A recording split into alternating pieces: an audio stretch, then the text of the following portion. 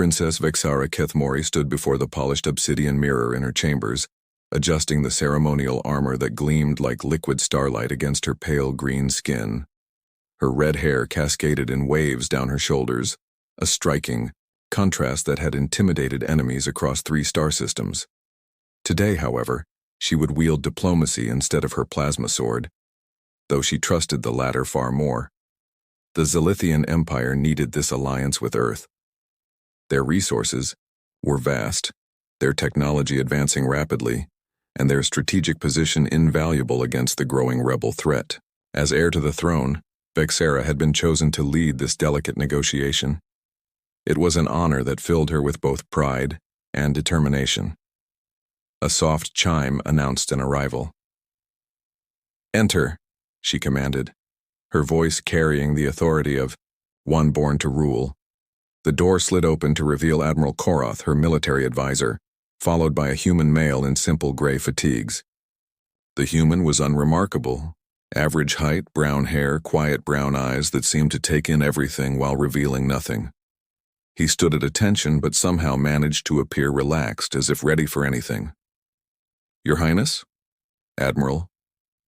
Koroth bowed slightly. "This is Guard Tobias Kane. Earth's diplomatic corps has assigned him to your protection detail for the duration of the mission." Vexara's emerald eyes swept over the human dismissively. She had expected someone more impressive. Her own guards were towering warriors, battle-scarred and fierce. This man looked like he belonged behind a desk, not defending royalty. "This is their idea of protection?" she asked, not bothering to hide her disdain. "He looks like a stiff breeze could knock him over." Tobias's expression didn't change. He simply nodded respectfully. "Your Highness, I understand your concerns. I'm here to serve in whatever capacity you require." His voice was steady, professional. But Vexara caught something else underneath.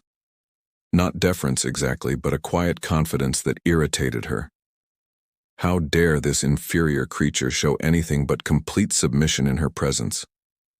"I require competent protection," she snapped, circling him like a predator studying prey. "Tell me, Guard Kane, what makes you think you're qualified to protect someone like me?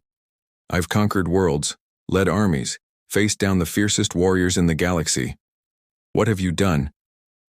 "I've done my job, Your Highness. That's all I can promise to do here." Admiral Koroth shifted uncomfortably. "Princess Earth's military speaks very highly of Guard Kane. His record is exemplary, though much of it remains classified." "Classified?" Vexara laughed, a sound like crystal chimes in a winter wind. "How convenient. Secret heroics we can't verify." She stopped directly in front of Tobias, close enough to see the steady pulse in his neck, the way his breathing never wavered despite her intimidation. "I suppose you think silence makes you mysterious? That saying nothing makes you seem deeper than you are? I think words are tools, Your Highness, best used when they serve a purpose." The response surprised her. Though she hid it well, most beings, alien or human, either cowered before her or tried to impress her with boasts and flattery. This human didn't either. "Your purpose is to stay out of my way and try not to get yourself killed," she said coldly. "I didn't survive this long by relying on others, especially not soft Earth-born soldiers who've never seen real combat." Something flickered in Tobias's eyes, so briefly she almost missed it. Then his mask of professionalism slipped back into place. "Understood, Your Highness. I'll maintain a discreet distance unless you're in immediate danger." "See that you do." As Admiral Koroth briefed them on the mission timeline, Vexara found her attention drifting to the silent human. He listened intently, asked intelligent questions about security protocols, and showed an impressive grasp of tactical considerations. Still, she told herself, intelligence meant nothing without strength to back it up. The diplomatic vessel Starweaver would depart in 6 hours. 3 days to Earth, 2 days of negotiations, 3 days back. Simple enough, if boring. She'd completed far more dangerous missions without breaking a sweat. What could possibly go wrong with one unremarkable human guard trailing behind her? As they prepared to leave, Vexara caught Tobias studying her with those quiet brown eyes. When their gazes Met, he didn't look away, another small surprise. Most beings, even her own people, found her intimidating enough to avoid direct eye contact. "Is there something you want to say, Guard Kane?" she asked. "No, Your Highness. Just doing my job." That phrase again. She wondered what exactly his job entailed, and why Earth's diplomats seemed so confident in this unremarkable man. Soon enough, she supposed, she'd find out just how misplaced that confidence was. After all, the universe had a way of revealing truth through fire and blood. And Princess Vexara Kethamori had never met a truth she couldn't face.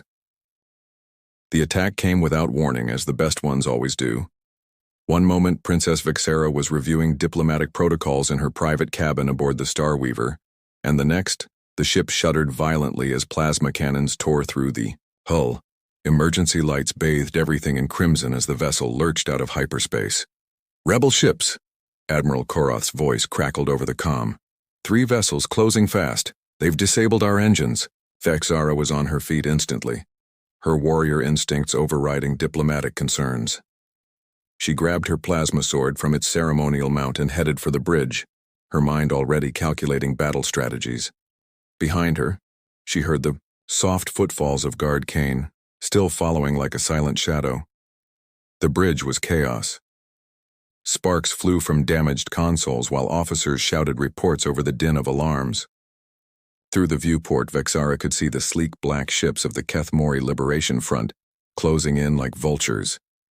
"They're demanding your surrender, Princess," the communications officer reported, his pale green face tight with fear. "They want you alive." "Of course they do," Vexara snarled. "A royal hostage would give the rebels tremendous leverage against her father's empire."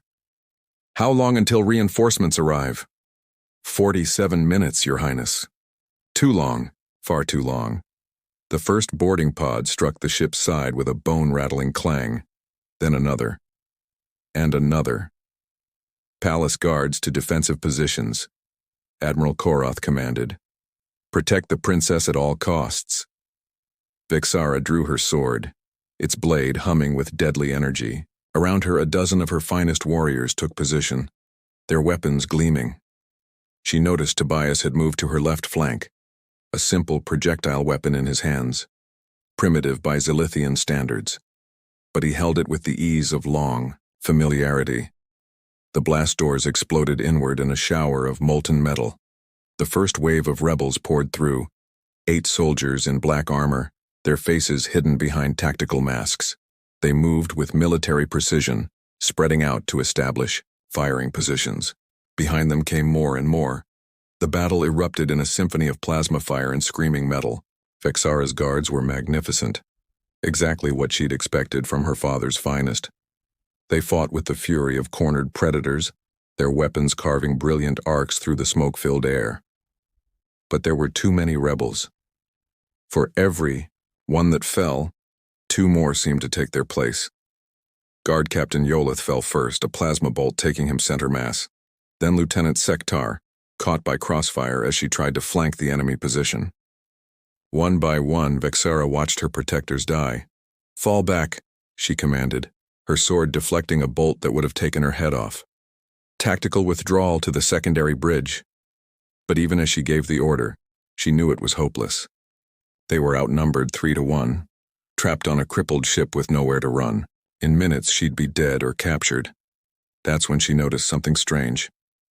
While her guards fought with brutal efficiency, the human beside her moved like liquid death.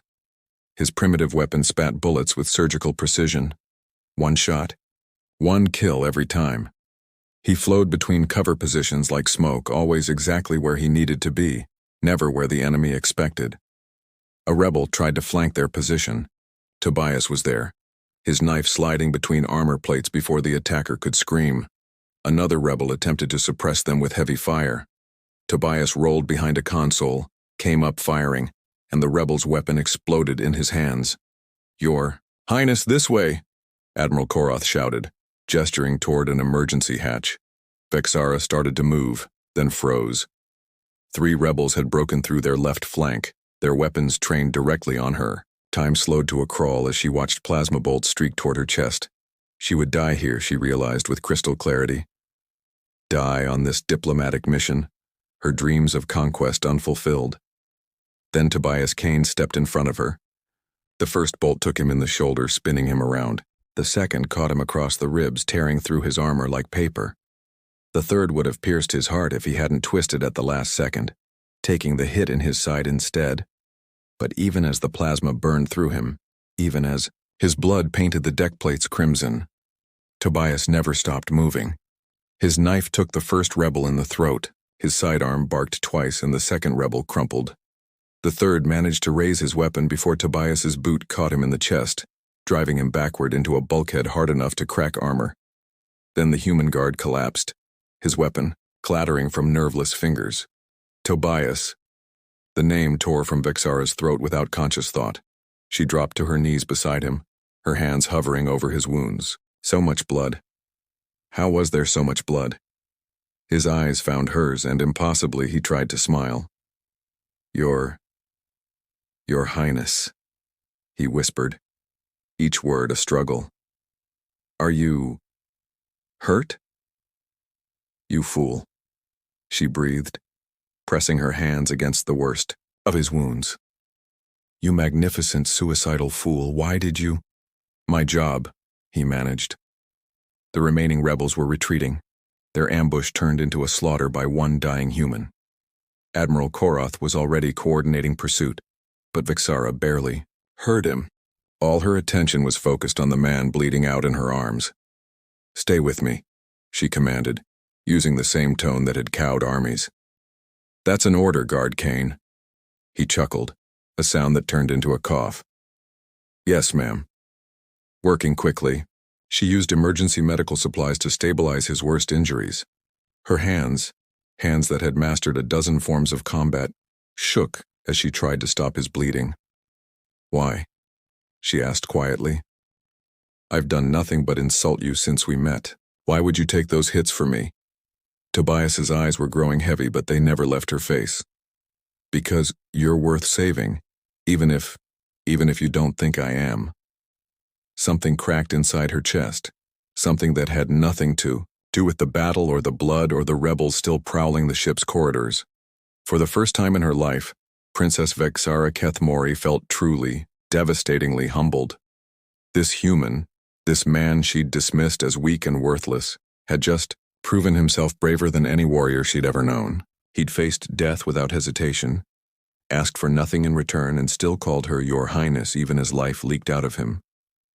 You are, she whispered so quietly only he could hear. You are worth saving. His smile, small and tired but real, was the last thing she saw before the medical team arrived to take him away. The safe house was a modest facility, hidden in the asteroid belt between Mars and Jupiter, a place where wounded diplomats could recover without drawing unwanted attention. Princess Vexara had insisted on the most secure location available, though she told herself it was merely standard protocol after an assassination attempt. She certainly wasn't staying because of one injured human guard. Tobias had been unconscious for 3 days. The medical team had worked miracles. His wounds were healing, his vital signs stabilizing. But plasma burns took time to fully repair, especially when they'd been as severe as his.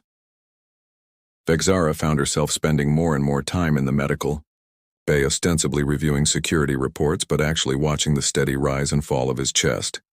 You should rest, Your Highness, Dr. Wexelin said on the 4th morning, her blue-tinged fingers dancing over holographic medical displays. Your guard is stable. There's nothing more you can do here. I'm reviewing the attack data, Vexara lied smoothly. It's convenient to do so here where I won't be disturbed. The doctor's knowing look suggested she wasn't fooled, but she said nothing more. Silithian medical ethics were strict about patient privacy, even from royalty. On the 5th day, Tobias finally opened his eyes. Your Highness, he said immediately, trying to sit up despite the medical restraints. His voice was hoarse but strong. Are you safe? The rebels, dead or captured, Vexara said, moving to his bedside with unconscious grace. The facility is secure. You need to rest. He relaxed back into the medical bed, and she found herself studying his face properly for the first time.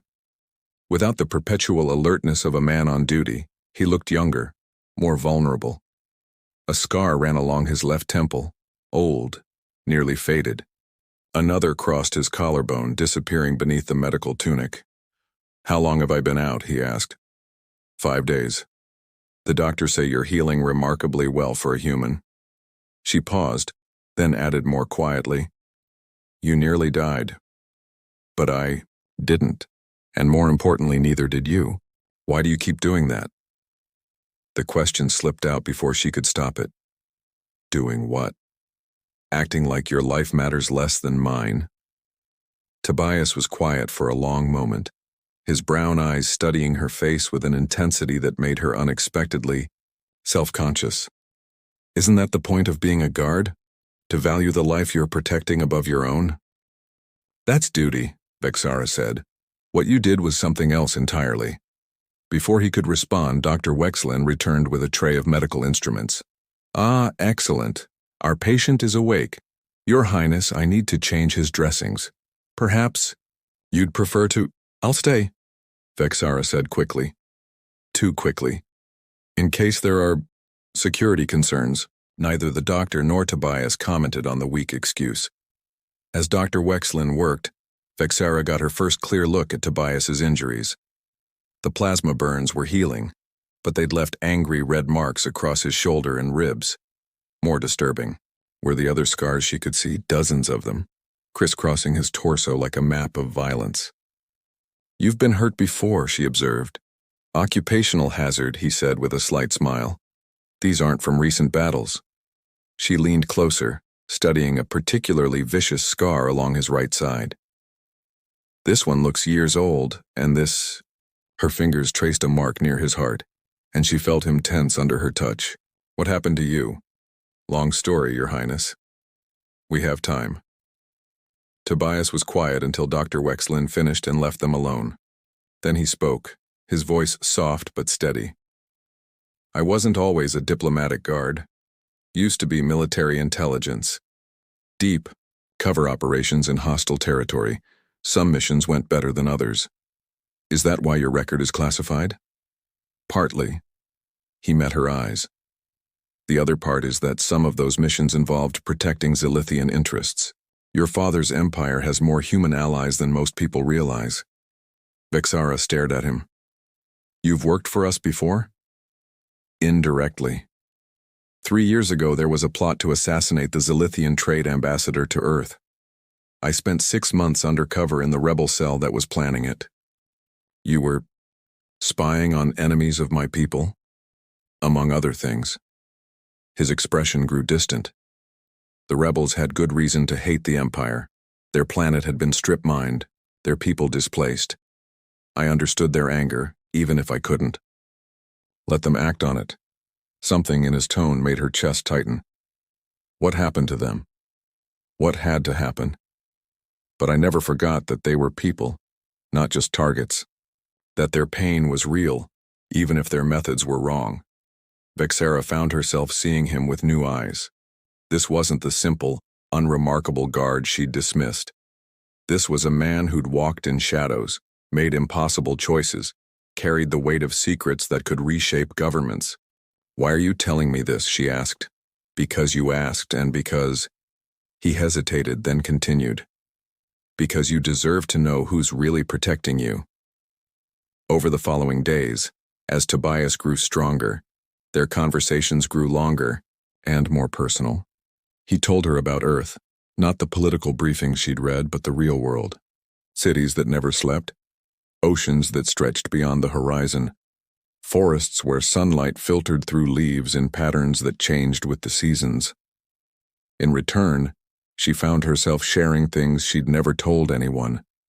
Her fears about living up to her father's legacy, the loneliness of command, the weight of knowing that every decision she made could affect millions of lives. "Do you ever wonder what you'd be if you hadn't been born royal?" Tobias asked one evening as they sat in the safe house's observation deck, watching the stars wheel slowly past. "Every day," she admitted. "Do you ever wonder what you'd be if you hadn't been born human?" He laughed, a warm sound that did strange things to her pulse. Are you saying you wish I were Zilithian? I'm saying, she said carefully, that I'm beginning to understand that strength comes in many forms. When he looked at her, something had changed in his expression. The professional distance was still there, but underneath it, she glimpsed something warmer, more personal. Your Highness, Vexara, she corrected softly. When we're alone, call me Vexara. Vexara. Her name on his lips sent warmth spiraling through her chest. There's something you should know. What? When I stepped in front of those plasma bolts, it wasn't just duty. I've been watching you, learning about you, and He stopped, shaking his head. This is inappropriate. Tell me anyway. I care about you. More than I should. More than is professional or smart or even possible given who we are. Vexara's heart hammered against her ribs. Tobias, I know it's impossible, he said quickly. I know you're royalty, and I'm just a guard, and there are 1,000 reasons why this can't. She silenced him by placing her hand over his. The contact sent electricity through her skin, and from the way his breath caught, she knew he felt it too. You're not just anything, she said fiercely. You're the man who saved my life, the man who sees me as more than just a title or a symbol. You're… what? You're the first person who's ever made me feel like maybe I don't have to face everything alone. When he lifted his hand to touch her face, she didn't pull away. When he traced the line of her cheek with gentle fingers, she leaned into the contact, and when he whispered her name like a prayer, she finally understood what it meant to feel truly seen. The kiss, when it came, was inevitable. Soft and careful, and full of possibilities that terrified and thrilled her in equal measure. Everything she'd believed about strength, about worth, about the distance between royalty and commoners, all of it crumbled in the space between one heartbeat and the next, and for the first time in her life, Princess Vexara Kethamori didn't mind feeling vulnerable. The safe house felt different after their first kiss, charged with an electric tension that made even casual conversation feel intimate. Vexara found herself hyper-aware of every glance, every accidental touch, every moment when they were alone, together. 2 weeks into their recovery, Tobias was finally cleared for light duty. He'd insisted on resuming his protective role, but the dynamic between them had shifted irrevocably. When he stood guard outside her quarters, she caught herself watching the strong line of his shoulders. When they reviewed security protocols, she noticed how his hands moved with careful precision. When he spoke her name, still Your Highness, in front of others but Vexara when they were alone, it sent warmth cascading through her chest. This is dangerous, she told herself one evening as she paced her quarters, but dangerous in a way that had nothing to do with rebel assassins or political intrigue. A soft knock interrupted her thoughts. Enter. Tobias stepped inside, and she noticed he looked unusually tense. I need to speak with you about our security arrangements. What about them? He closed the door behind him, unusual for their formal meetings, and she realized this wasn't about security at all. We can't keep doing this, he said without preamble. Doing what? Pretending nothing's changed between us, the way you look at me, the way He ran a hand through his hair. Someone's going to notice. Vexara lifted her chin. Let them notice. You don't understand what you're saying. I'm human. I'm a guard. I'm what? She challenged, stepping closer. Too good for you? Too important? That's what I used to think, but you proved me wrong. Vexara, please. Think about what this means. Your people, your family, your future. My future is mine to choose. She was close enough now to see the conflict in his eyes, the way his hands clenched at his sides as if he were fighting not to reach for her. Unless you don't want… He kissed her before she could finish the sentence. Harder this time, more desperate, as if he'd been holding back a dam that had finally burst. His hands framed her face, his thumbs tracing the delicate bone structure that marked her as Zilithian royalty. I want, he breathed against her lips. God help me, I want everything I can't have. Then take it, she whispered. This time, When he pulled her closer, she melted into him completely. Her hands explored the newly healed skin of his chest, marveling at the contrast between his scars and the gentle way he touched her. He kissed her throat, her collarbone, the sensitive spot just below her ear that made her gasp his name. "Are you sure?" he asked, even as his hands traced the curves of her waist. "Once we cross this line—" "I've been sure since the moment you took those plasma bolts for me," she said, tugging at the fastenings of his shirt. "I've been sure since I realized that true strength isn't about conquest or power. It's about choosing to be vulnerable with someone who won't break you." Their lovemaking was everything she'd never known she needed. Passionate but tender, urgent but patient. He worshipped her body like she was something precious, and she gave herself to him with an abandon that would have terrified her just weeks before. Afterward, they lay tangled together in her bed, her pale green skin striking against his human complexion. She traced patterns on his chest while he played with her red hair, both of them quiet in the aftermath of something that felt world-changing. "Tell me about your scars," she said eventually. His hand stilled in her hair. "Which ones?" "All of them." She looked up at him. "I want to know every part of you." So he told her. About the knife fight in a Centauri back alley when he was barely 20. The shrapnel from a bomb meant for a Zilithian diplomat. The torture he'd endured during an undercover mission gone wrong. Each scar was a story, a testament to the dangerous life he'd chosen. "Why?" she asked when he finished. "Why risk so much for people you barely knew?" "Because someone has to," he said simply. "Because if good people don't stand between the innocent and the darkness, then the darkness wins." She pressed a kiss to the scar over his heart. "My father would say that's naive idealism." "What do you say?" "I say it's the most beautiful thing I've ever heard." They talked through the night about their childhoods, their dreams, their fears. She told him about the pressure of royal expectations, the loneliness of command, the weight of knowing that her every action affected millions of lives. He told her about the guilt of the choices he'd made, the nightmares that still woke him sometimes, the way he'd learned to find humanity even in the darkest places. "I never expected to feel this way about anyone," she admitted as dawn approached. "I thought love was a weakness that rulers couldn't afford.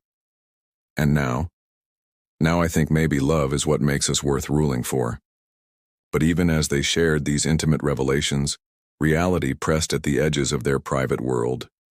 They were from different species, different worlds, different social strata. Her people expected her to marry for political alliance. His career depended on maintaining professional boundaries. "What happens when we leave here?" Tobias asked, voicing the question they'd both been avoiding. "I don't know," she admitted, "but I know I can't go back to pretending you don't matter to me." "Your father won't approve. Your people—" "My people respect strength," she said fiercely, "and you are the strongest man I've ever known." He was quiet for a long moment, then, "There's something else you should know about me." "What?" "I'm not just some random guard they assigned to you. I specifically requested this mission." Vexara propped herself up on one elbow, studying his face. "Why?" "Because I'd seen your diplomatic files, your military records, your intelligence reports." He touched her cheek gently. "I'd been watching you from afar for 2 years and I—" "You what?" "I was already half in love with you before we ever met." The confession hit her like a physical blow. "You knew me before. Not personally, but I knew your reputation. Your compassion for conquered peoples. The way you'd argued for more humanitarian aid to war-torn regions. The mercy you'd shown to captured rebels." His eyes were intense, vulnerable. "I knew you were more than just a warrior princess. I knew you were someone worth protecting. And you let me insult you, dismiss you, because I knew you needed to see me as I really am, not as some fantasy." He smiled ruefully. "Though I'll admit your initial assessment of my fighting abilities was a bit harsh." She laughed, despite herself, then grew serious again. "Tobias, what you're telling me changes things, I know. Makes it more complicated."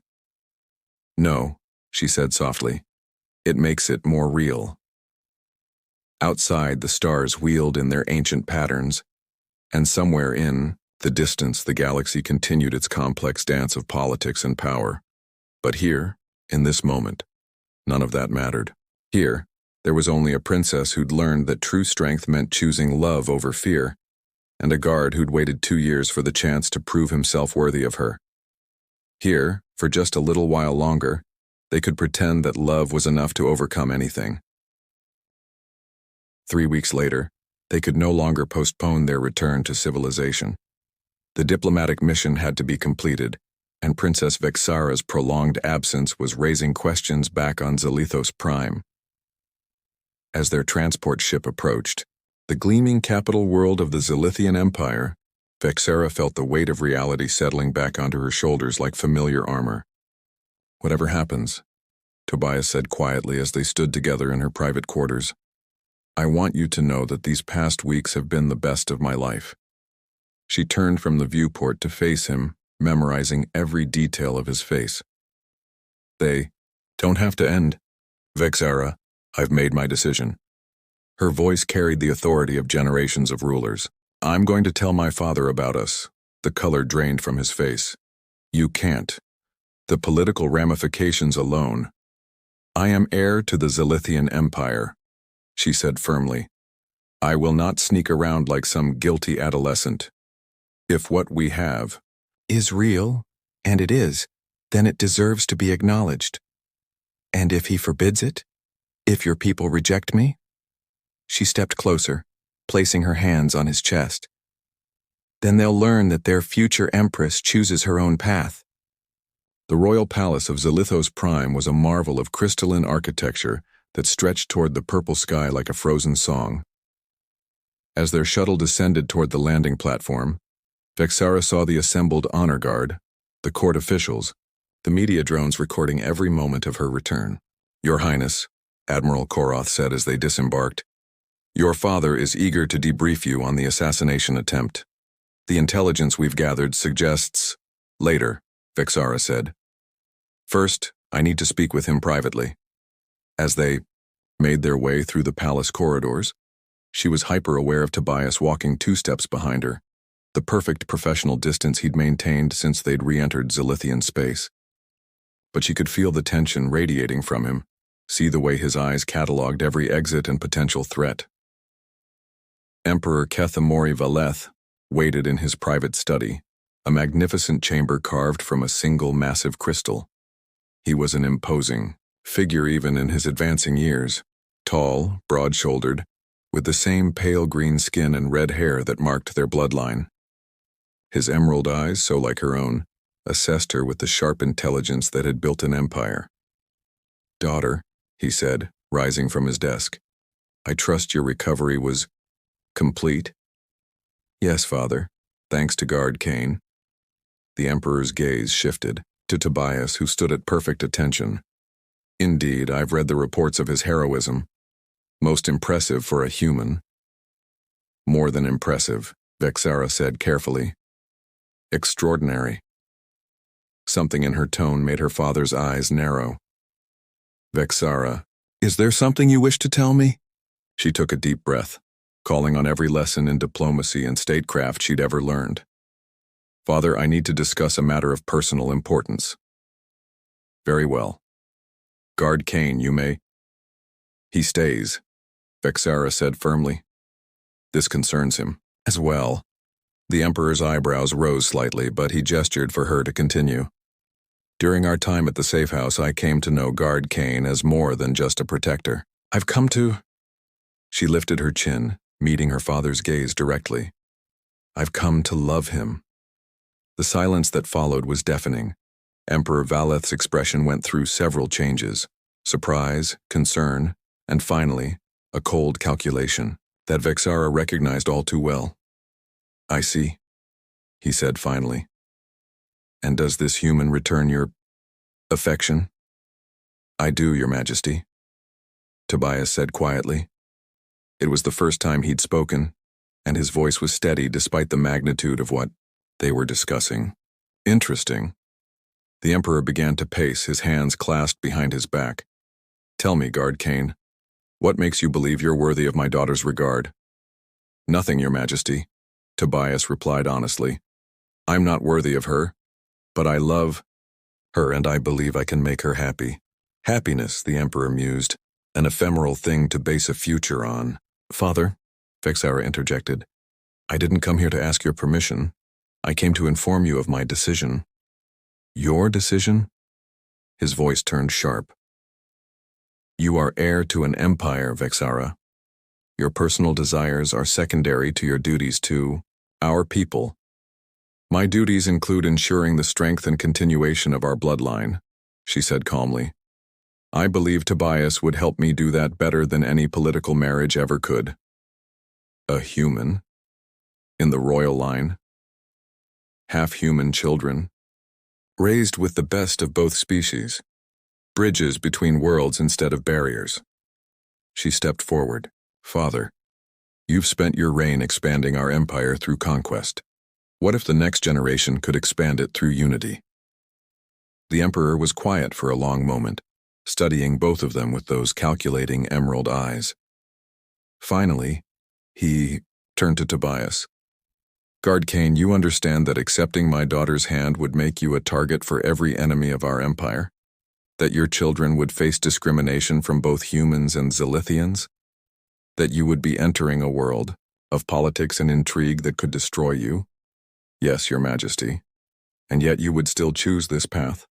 Tobias looked at Vexara, and she saw everything they'd shared reflected in his eyes. "I would choose her, no matter the consequences." "Father," Vexara said softly, "he's already proven his loyalty to our people. He's already shown his courage, his honor, his strength. What more could you ask for in a consort?" The Emperor was quiet for a very long time. When he finally spoke, it was with the weariness of a man who'd made countless difficult decisions. "The nobility will be outraged. Half our allies will see this as weakness. The other half will try to use it for political advantage." "Let them," Vexara said fiercely. "I am my own woman and I choose my own path." "Yes," her father said with a slight smile. "You always have been." "Very well. If this is truly your choice, it is. Then you have my blessing. But," he held up a hand as relief flooded her face, "there will be conditions. Guard Kane will need to prove himself to our people, not just through heroics but through service to the Empire. He will need to understand our ways, our history, our responsibilities." "I'm willing to learn, Your Majesty," Tobias said immediately. "You'll need to do more than learn. You'll need to become one of us in every way that matters." Over the following months, Tobias threw himself into that transformation with the same dedication he'd once brought to his covert missions. He studied Zilithian history, law, and culture with tireless intensity. He learned their language, their customs, their complex political structures. He trained with their warriors, proving that his heroics during the assassination attempt weren't a fluke. Most importantly, he proved to the Zilithian people that his love for their princess wasn't some passing infatuation.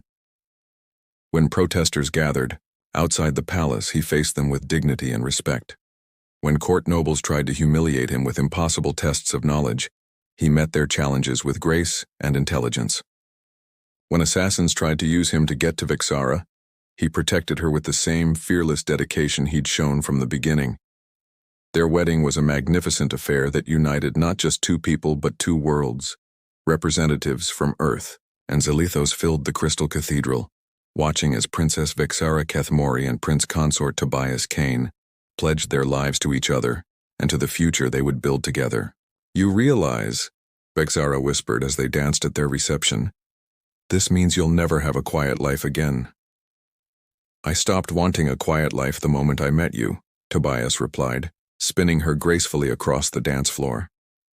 "Good," she said, pulling him closer. "Because we have an empire to transform." Years later, historians would mark their union as the beginning of a new age in galactic politics, an age where understanding triumphed over conquest, where diversity became strength instead of division. But for Vexara and Tobias, it was simpler than that. It was the story of a princess who learned that true strength meant choosing love over fear, and a guard who proved that worth isn't determined by birth, but by the choices we make when everything is on the line. Standing together on the balcony of their palace, watching the twin moons rise over their flourishing empire, they knew they had found something more precious than power or glory. They had found each other. And in a galaxy full of wonders, that was the greatest miracle of all.